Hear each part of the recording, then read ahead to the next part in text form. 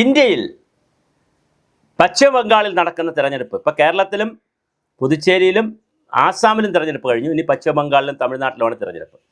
പശ്ചിമ ബംഗാളിൻ്റെ തെരഞ്ഞെടുപ്പിൻ്റെ മാനിഫെസ്റ്റോയിൽ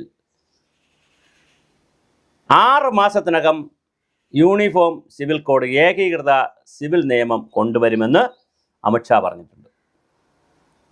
RSSന് അധികാരമില്ലാതിരുന്ന കാലം മുതൽ RSSൻ്റെ ഒരു നയരേഖയിൽ 3 കാര്യങ്ങളാണ് വളരെ പ്രധാനമായി പറഞ്ഞിട്ടുണ്ടായിരുന്നത്.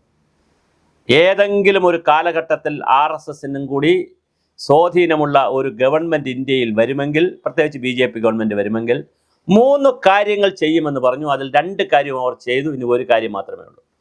ഒന്നാമത്തെ കാര്യം, രാമന് കൃത്യമായി അയോധ്യയിൽ ക്ഷേത്രമുണ്ടാക്കിയിരിക്കും. കോടതിയുടെ സഹായത്തോടു കൂടിയാണെങ്കിലും രാമന് ക്ഷേത്രമുണ്ടായി. അതെന്നാൽ കോടതിയാണല്ലോ കൈവച്ചതെന്ന് പറഞ്ഞാൽ അത് മാറ്റാം.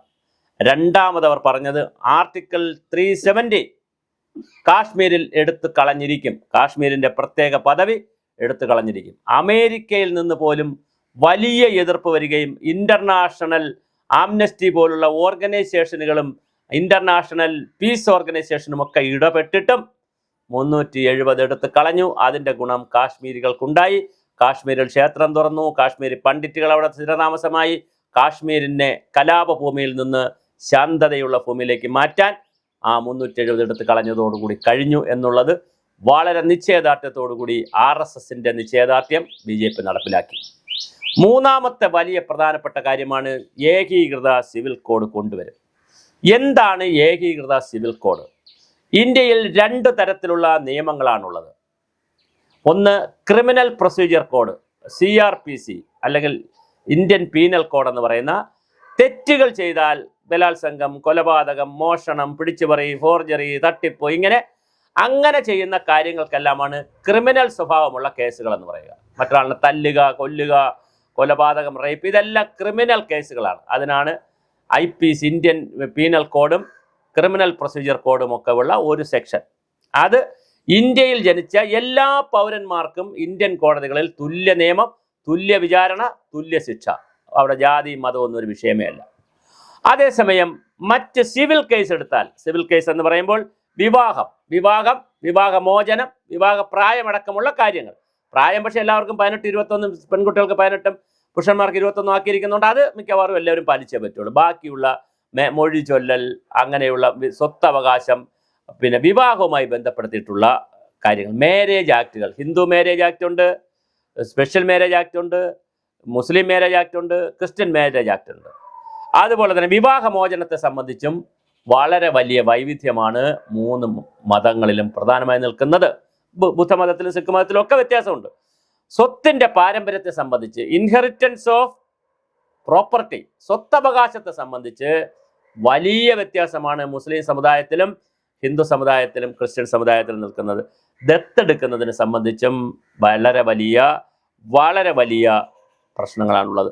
ഇതിനെ സംബന്ധിച്ച് ഹിന്ദുക്കൾക്ക് ഹിന്ദു പേഴ്സണല്ല, ഹിന്ദു വ്യക്തി നിയമങ്ങളും, മുസ്ലിങ്ങൾക്ക് മുസ്ലിം പേഴ്സണലായും ക്രിസ്ത്യാനികൾക്ക് ക്രിസ്ത്യൻ പേഴ്സണലായില്ല, ക്രിസ്ത്യൻ്റെ പ്രത്യേകം ആക്റ്റുമാണുള്ളത്. ഇത് മതത്തെ അടിസ്ഥാനമാക്കിയിട്ടുള്ളതാണ്. ഇതെല്ലാം കൂടി ഒന്നിച്ച് കൊണ്ടുവരണമെന്നാണ് ഇന്ത്യൻ ഭരണഘടനയിലെ, കോൺസ്റ്റിറ്റ്യൂഷനിലെ ഡയറക്റ്റീവ് പ്രിൻസിപ്പിളായിട്ടുള്ള നിർദ്ദേശക തത്വത്തിലുള്ള ആർട്ടിക്കിൾ 44-ൽ പറയുന്നത്. ഇത് യൂണിഫോം സിവിൽ കോഡ് കൊണ്ടുവരണം.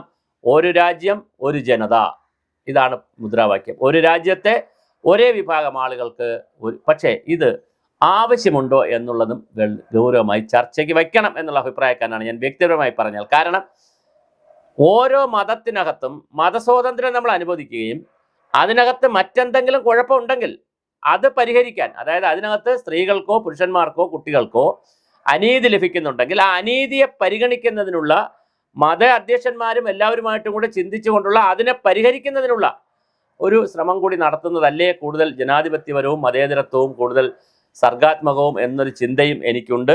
പക്ഷേ അപ്പോൾ അവരെയും കൂടി വിശ്വാസത്തിലെടുത്തുകൊണ്ടുള്ള ഒരു യൂണിഫോം സിവിൽ കോഡ് അല്ലേ വേണമെങ്കിൽ, അല്ലെങ്കിൽ യൂണിഫോം സിവിൽ കോഡ് എന്ന് പറയുമ്പോഴും ഈ വ്യത്യാസം അതിനകത്ത് വരുത്തിയാൽ വേണമെങ്കിൽ അത് മുമ്പോട്ട് കൊണ്ടുപോകേണ്ടമല്ലേ. അത് ഇതൊരു നിർബന്ധ നിയമമാക്കണമെന്ന് ഭരണഘടനയിലും പറയുന്നില്ല, ഒരു നിർദ്ദേശക തത്വമാണ്. എല്ലാ പൗരന്മാർക്കും സമത്വം ഉറപ്പാക്കും എന്നാണ് പറയുന്നത്. സ്ത്രീകൾക്ക് കൂടുതൽ ന്യായപരമായ അവകാശങ്ങൾ കിട്ടും, നിയമങ്ങൾ ലളിതമാക്കുമെന്നാണ് പറയുന്നത്. പക്ഷേ എതിർവാദമായി പറയുന്നത് മതസ്വാതന്ത്ര്യത്തിൻ്റെ ഇടപെടലാകാം ഓരോ മതത്തിലും. പക്ഷേ മതസ്വാതന്ത്ര്യം എന്ന് പറയുന്നത് മതചൂഷണമാവുകയും ഏതെങ്കിലും ഒരു വിഭാഗത്തിന് ചൂഷണത്തിലേക്ക് പോവുകയും മറ്റൊരു വിഭാഗത്തിന് പുരുഷന്മാർക്കോ സ്ത്രീകൾക്കോ തമ്മിൽ അങ്ങോട്ടും ഇങ്ങോട്ടും ഒരു അപ്രമാദിത്വം കിട്ടുകയും ചെയ്താൽ അത് നമുക്കൊരു ഭരണഘടനാ വ്യവസ്ഥ അനുസരിച്ച് ആർട്ടിക്കിൾ 14 അനുസരിച്ചും ആർട്ടിക്കിൾ 21 അനുസരിച്ചും നമുക്ക് അന്തസ്സായി ജീവിക്കാനുള്ള ആർട്ടിക്കിൾ 21 അതുപോലെ തന്നെ തുല്യാവകാശമുള്ള ആർട്ടിക്കിൾ 14 അനുസരിച്ച് നമുക്ക് അനുവദിക്കാവുന്നതല്ല. അത് വളരെ പ്രധാനപ്പെട്ട കാര്യമാണ്.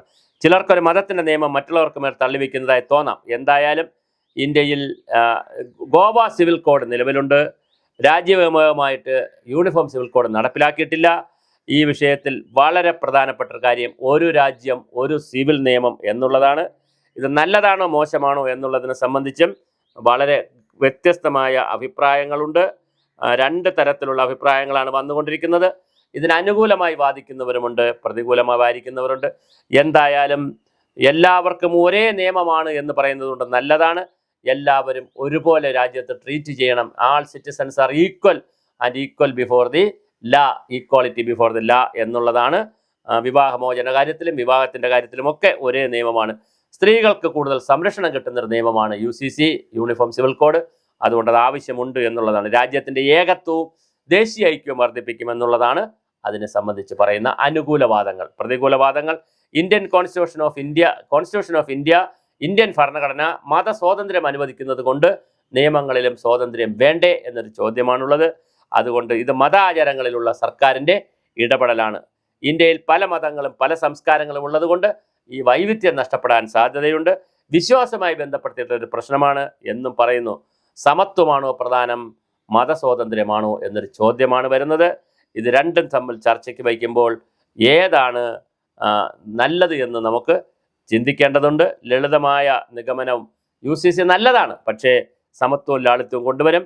ശരിയായി നടപ്പിലാക്കില്ലെങ്കിൽ മതവിദ്വേഷം ഉണ്ടാക്കാനും സാധ്യതയുണ്ട്. അതുകൊണ്ട് എങ്ങനെ ഇത് കൊണ്ടുവരുന്നു എന്നുള്ളതല്ല, എങ്ങനെയാണിത് പ്രവർത്തിക്കുന്നു എന്നുള്ളതാണ്. എന്തായാലും BJP പറഞ്ഞ 3 കാര്യങ്ങളിൽ 2 കാര്യം നടപ്പിലാക്കി, മൂന്നാമത്തത് തീർച്ചയായും നടപ്പിലാക്കുക തന്നെ ചെയ്യും.